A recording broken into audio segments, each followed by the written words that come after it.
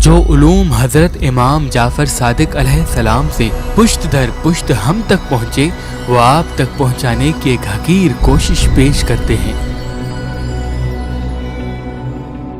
یہ گھومنے پھرنے اور دنیا میں مگن رہنے والا انسان جب مرتا ہے تب اسے پتا چلتا ہے کہ زندگی کا اصل مقصد کیا ہے۔ اصل میں انسان زمین پہ پیدا نہیں ہوا بلکہ زمین پہ آیا ہے۔ پیدا وہ آدم علیہ السلام کی خلقت سے ہزاروں سال پہلے عالم ارواح میں ہو چکا۔ عالم ارواح میں انسان سے وعدے لیے گئے کہ وہ اللہ کے لیے ہر قسم کا امتحان دے گا، کبھی اللہ کے لیے صبر کرے گا تو کبھی اللہ کی نعمتوں پر شکر کرے گا تاکہ اس امتحان کے بدلے اللہ اسے جنت میں جگہ عنایت کرے۔ لیکن افسوس کہ جب باپ کے سلب سے ماں کے شکم میں آتا ہے تو سب کچھ بھول جاتا ہے اور اس چھوٹی سی دنیا اور محدود سی زندگی میں ایسا کھو جاتا ہے کہ اسے خود کا پتہ بھی نہیں چلتا۔ امام جعفر صادق علیہ السلام نے فرمایا انسان کے 3 قسم ہوتے ہیں، ایک وہ جو فرشتوں سے افضل ہیں، دوسرے وہ جو کبھی گناہ کرتے ہیں تو کبھی گناہوں کی معافی طلب کرتے ہیں، اور تیسرے وہ جو گناہ کر کر کے خوف گناہ سے ہی دور ہو جاتے ہیں، اللہ کی رحمت سے مایوس ہو جاتے ہیں تو ان کی شکل عارف لوگوں کے سامنے جانوروں جیسی بن جاتی ہے۔ اس میں سے کوئی کتے کی مثل ہوتا ہے، کوئی گدھے کی مثل ہوتا ہے، کوئی گائے کی مثل ہوتا ہے تو کسی کا مزاج سانپ کی مثل ہوتا ہے۔ وہ رہتے کھاتے پیتے تو انسانوں کے ساتھ ہیں لیکن انسانوں کے اندر ان میں جانور چھپا ہوتا ہے۔ بس فرشتہ موت اسرائیل کی شکل میں آ پہنچتا ہے اور جب جسم سے روح کو جدا کیا جاتا ہے حضور پاک نے فرمایا کچھ انسانوں کا روح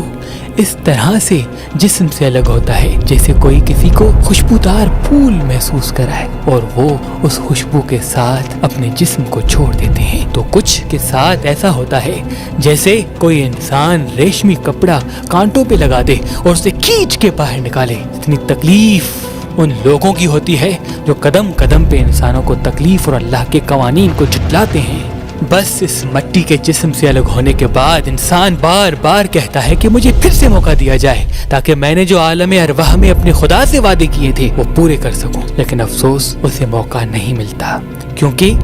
اللہ کی دربار میں جو وقت اس کا لکھا ہوتا ہے وہ اس نے پورا کر دیا ہوتا ہے۔ امام جعفر صادق علیہ السلام نے فرمایا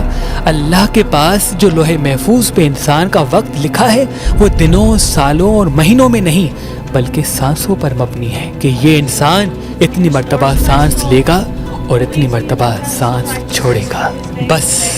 انسان کے جسم کو جب تدفین کیا جاتا ہے تو انسان کا روح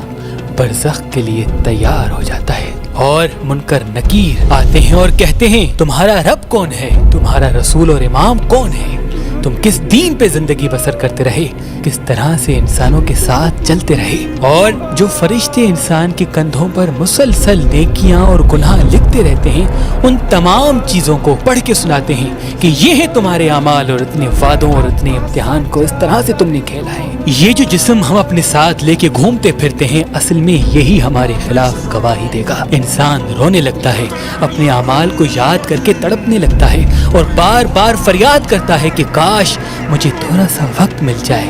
میں اپنے اعمال بہتر کر سکوں، جس انسان کو مجھ سے تکلیف ملی میں اس سے معذرت کر سکوں، معافی مانگ سکوں، لیکن افسوس اسے وقت نہیں ملتا کیونکہ جتنا وقت اسے ملنا تھا اتنا وقت اسے زمین پہ مل چکا۔ اچھے اعمال والوں کے لیے فرشتے جنت کی خوشخبری سنا کے جاتے ہیں اور خراب اعمال والے کے لیے دوزخ کی خبر سناتے ہیں اور یہ کہتے ہیں اب یہی اعمال تمہارے خالق کے سامنے پیش کیے جائیں گے اس دن جس دن کا وعدہ کیا گیا تھا۔ امام جعفر صادق علیہ السلام نے فرمایا جب کوئی انسان مر جائے تو ان کے وارث جتنے زمین پہ موجود ہیں ان کو چاہیے ان کے لیے اچھے اعمال کرتے رہیں تاکہ قیامت تک پہنچنے تک ان کے گناہوں کا ترازو کم اور ان کی نیکیوں کا ترازو بھاری ہو سکے۔